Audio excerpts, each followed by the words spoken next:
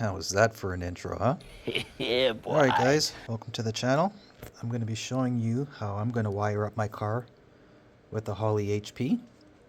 I'm going to be using Holley's flying lead harness, which is 2 connectors populated with about 15 feet of wire, all color-coded that they have in the actual diagram.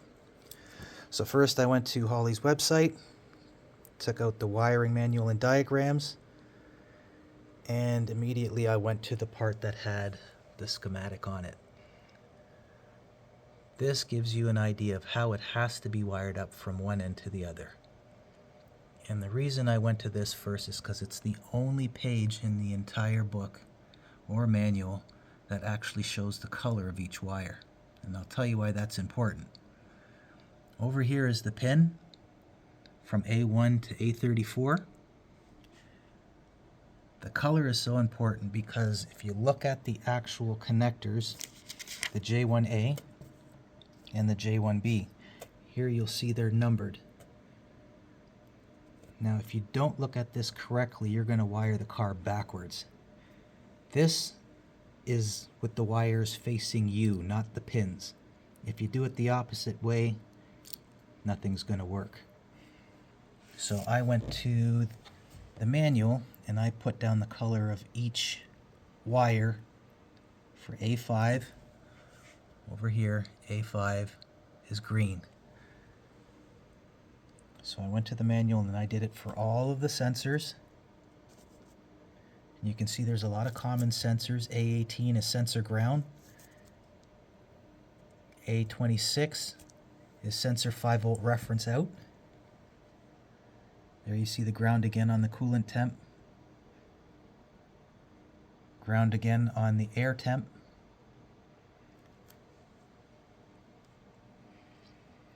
So I went through and did all of the sensors that I'm going to be using. I color coded it because on the actual harness I labeled it, and I'll show you later how that correlates with what I've done here. So this is basically the pinouts for J1A and J1B. So I put the color of each one on this as well. And again, I'll show you how this correlates with the harness. Now, on to the smart coils. If I didn't buy these things individually, the manual doesn't give you a proper description on how to wire it up. But when you buy each coil individually, you can see there's 5 pins in each coil. Pin A, coil trigger, that's on the harness, that goes to every cylinder. Pin B, coil trigger ground, can be tied together to pin B14. Pin C, I can take every one from that bank, whether it's 1, 3, 5, or 2, 4, 6, and I'm going to take that and ground that to the cylinder head. It has to be on the side that the head is wherever it's charging to. Pin D is battery ground. I'll put that directly to the battery. They said, or you can put it to a ground stud, but I'll go back to the battery. And pin E is a high current switch 12 volt power. Now that's important to wire this thing up correctly, otherwise you're going to have a real nightmare on your hands. The wiring diagram in the actual manual does not tell you how to wire it like this. It just gives you point form, which basically have you shooting out the dark. So to get started, this is my car. Don't laugh. It is what it is. So I'll basically do something up on a computer so I can draw all the measurements on it. You can see the driver's seat, passenger seat, center console, my dashboard. This is the 47-pin bulkhead connector that I'm going to be using to go into the engine. All my wires are going to run under the intake. Those are all the cylinders. This will be my turbo, the wastegate. Over here is my boost solenoid, is right beside the battery, and I have all the lengths going to also this spot here, which is the factory grommet that goes out into the engine compartment for the battery by the passenger kick panel. That I'm still going to use. So there's two spots that this harness will be coming out of. I will not have the harness coming out here and running across. It's just going to come out here, and all it's going to do is strictly the engine, nothing else. The HP is going to be under the seat, so I have measurements from my bulkhead connector to the seat, which is 89 inches. I have from the seat to the grommet, which is 60 inches.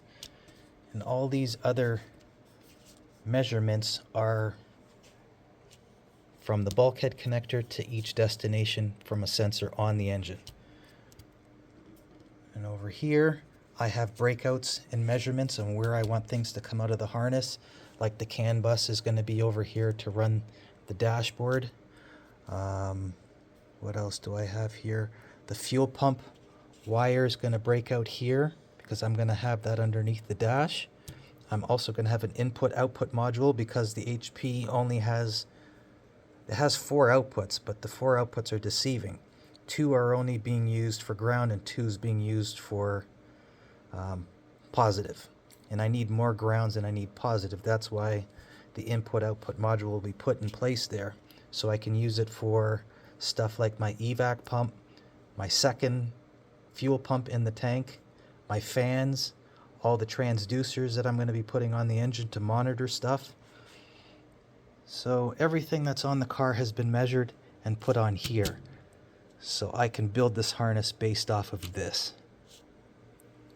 I'm going to take you to the car now, and I'm going to show you how I'm going to run it in the car, and then I'm going to take you back here, and I'm going to show you the harness on the ground and how I line this thing all up to get it started. All right. Here we go. We're at the car. So I basically want to run this harness exactly the same as I did with my Classic Fast. So if you look at the back of the intake, you'll see at the firewall there's a little indentation right above the transmission, and that's where I put the 47-pin bulkhead connector. You can see it right down there. Everything comes out of that connector and runs under the intake. So I have it going to the sensors that I have here, the TPS. I have coolant temp, the IAC. I have the injectors. I have the crank and the cam sensor. I have, where else do I got? Well, you get the gist of it. I've got a bunch of sensors that are going to run the same way. I want it hidden. I don't want it to be the same as how the factory runs it. This is going to be completely separate. As you can see, there's no harness on the back firewall. Nothing comes out of there. Everything that comes out just goes straight at the back of the firewall and goes right under the intake to its proper spot. And that's the exact same way I'm going to be running this. I don't like the way the factory ran it, with the harness running on the side here over top of the engine, and I don't like the fact that it runs across the valve cover on the driver's side. As you can see, that's not on here.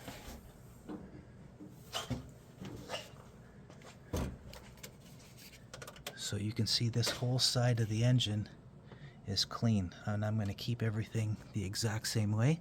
I'm not going to have it, I don't want to see it basically, so I'm going to do the exact same thing yet again. This will be the last time you see this car with a distributor, so I'll be pulling that thing out soon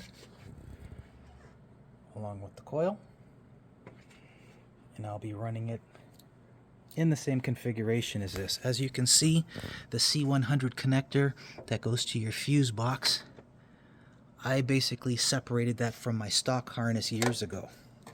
And by doing that, all I have the computer system doing is just strictly running the engine. Everything that was on here that basically was on from the factory is still there. So that tees in and goes to your alternator, goes to your lights, and all the other stuff like that. Engine is strictly the engine. So that's why I like it looking clean like that. I didn't like the fact that a harness would be dragging on the side of my valve cover, because I no longer have the stock one, so there's no way to secure it, and it's just basically hanging over top of my headers. Don't like that. So the two spots that I showed you in my diagram is the factory hole that's on the passenger side kick panel floor that will be running the boost solenoid, which I'll be putting right down there, and the power and ground going straight to the battery. Not sure where I'm going to put the smart coils yet. I'm thinking somewhere across the back wall, maybe. Not sure. But I want to keep it clean, just like this. Don't want to see any of the wiring. And then I can show you inside the car how I'm going to run it inside the car to show you. And that will tie it into, again, my diagram. I want to keep my boost solenoid close to the wastegate, so it's going to be mounted right down there. So that's just a quick jump. I have a dome pressure switch that will be monitoring the amount of pressure that I put on top of the wastegate right there.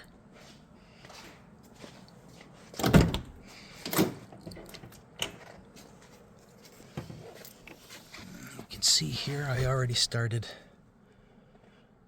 pulling down the computer system. I'm not going to disconnect it until the other harness is ready, because I don't want to have this car not being able to fire up. Right now I can start up the car.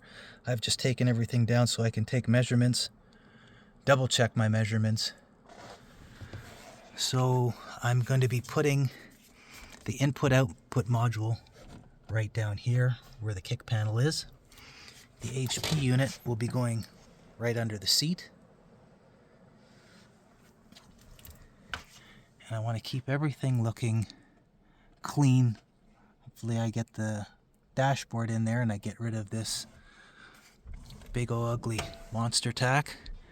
And I get a nice digital dash, the 12.3 dash in there. And keep the interior looking nice and clean.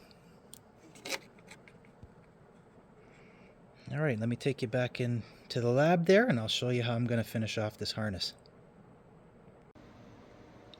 Okay, as mentioned before, this is how I would tie in the actual harness. When I said I took these pinouts with the wiring color. So I went to the actual harness, which is here. That's the HP, and this is 15 feet of wire going right up there. So what I had to do is basically organize all of this. So if you see the way I've run it, this is the O2, and on this O2 is both my increase and decrease solenoid. I still have to run positive 12 volts to each one, but this is the one that's going out by the passenger side floor, along with the power and ground that goes directly to the battery. This one here is where the 47 pin bulkhead connector will be on the firewall. This is the 89 inches from here right down to the ECU. And as you can see, I branched them out and kept them separate. Now this is where that sheet of paper I showed you comes in handy. As you can see, these 4 wires are for the IAC. I kept them separate from everything and kind of tied them together. This bunch of wires, what is this one for? This is for the smart coils. What? Kept them as a separate. Bro, what are you talking about, man? So I don't get everything tangled. This one is for the injectors.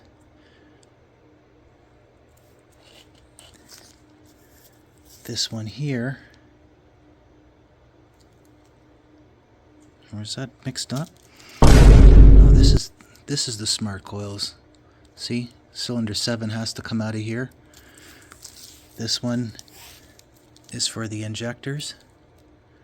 Labeled on one side is the pin, and on the other side is the cylinder. This again being the O2. IC. And what was this one over here? Oh, this is fuel pressure. 12 volts. So this is the 5 volt reference that I was talking about in the harness. So now this is going to be cut down below, and I'll be sprinkling this thing out throughout the harness. This is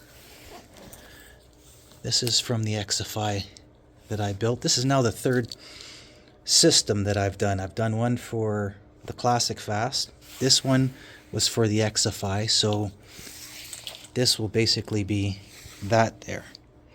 And they will all be coming out as individuals. But this 5 volt reference, I'll probably bring out about 2 to 3 inches, and then it's going to spread out, and I'm going to have it running into all the different components like TPS, IAC, cam sensor, drag sensor, knock sensor.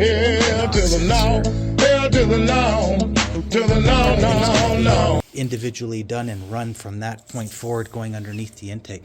That's why I've kept it all separate. Believe it or not, as simple as this is, that's about 5 hours worth of labeling, separating, taping, and routing. Over here at the actual computer, I'm going to be getting rid of this. Don't like this. I hate seeing these things on these wiring harnesses, because this one relay doesn't have 2 different pins coming out of it. They have both crimped on the same line. One is supposed to be run for a fuel pump, but most people run this thing for smart coils and injectors. And that's just a no-no to run both of them off of the exact same relay. I like to get the most amperage to the smart coils and to the injectors. So I will be replacing that with this. See if I can get this sucker open. There we go. So this has 2 relays. One relay is going to run my smart coils. The other one is going to run my injectors. And then you have 2 of them that are fused, and then 4 that you can use for fuses elsewhere. And the gauge wire is so much better. I'm going to be running this to the alternator to get maximum power, and then it's going to the smart coils and to the injectors. Kind of be like a hot wire kit. And this thing is going to take a hike. I just think it's an accident waiting to happen. This here is the power and ground that goes from the ECU directly to the battery. Here are the injectors. I don't even think I'm going to be using this. The gauge wire is so thin. I'm going to be using thicker gauge wire. I don't think I'll be using that. Over here, I have the solid state relay kit. This is for the bump box and trans brake feature. I'm told if you don't run it this way and you actually use the trans brake and wire it to the fuse box and then to the computer, you can backfeed the computer and blow it up. How true that is, don't know. Not going to take the chance. Here, I went to Low Dollar Motorsports and got 4 sensors, transducers, pressure sensors, whatever you want to call it. One's going to monitor dome pressure, fuel, oil, and alky. Those are the 4 things that are going to be riding shotgun, telling me what everything is doing and making sure that I put fail safe, so if anything doesn't look right, it's going to shut things down so I don't hurt it. Here is my NTK wideband. And over here is my billet boost solenoid. That's what will be going towards the battery, and that's what, as you can see, there's 2 leads. One is the gray wire that's coming off of here that goes to one side, and the other one gets switched 12 volts on the opposite side. Same thing with both. So this is the system that I will be using. My first thing that I'm going to actually have to start doing on here would be just to get rid of that relay, put this one in, test fit it, find out where I can put this either in the engine compartment or in the kick panel. Not sure. There's going to be a lot of pulling in and pulling out just to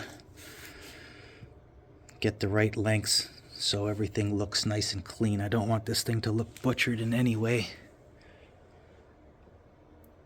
But funny as you see it, this thing's just going to take time. If you want it done properly, you have to write it out. I've written everything out. I know all my lengths.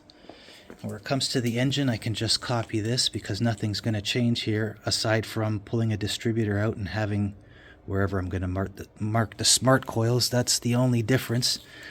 The injectors and all the rest of that stuff is all in the same spot. So the engine side I'm good with. I'm going to start with cutting this and putting the bulkhead connector in it, and I'm not going to do anything with the ends. I'm just going to start there first, take it back to the car, see how that works out. I got another grommet that I will be using on the passenger side kick panel to run these through. Got to figure out what else is going to come through that way. But yeah, that's why this is so important, because that's how I labeled everything on the opposite end. On one side is the pin, on the other side is what it is.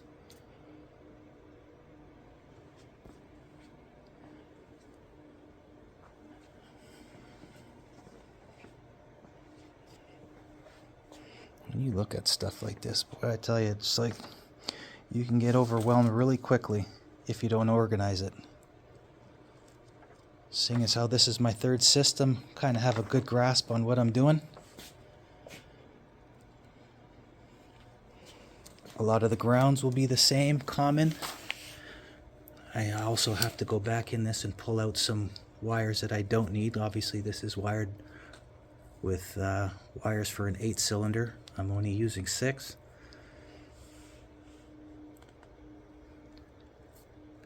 And I'll be using common stuff too on here, being the ground and being the 5-volt reference. So we got our work ahead of us. But this is just an overview. Stay tuned for part 2. I'm going to start pinning this at the bulkhead first, and also getting rid of the relay. Stay tuned.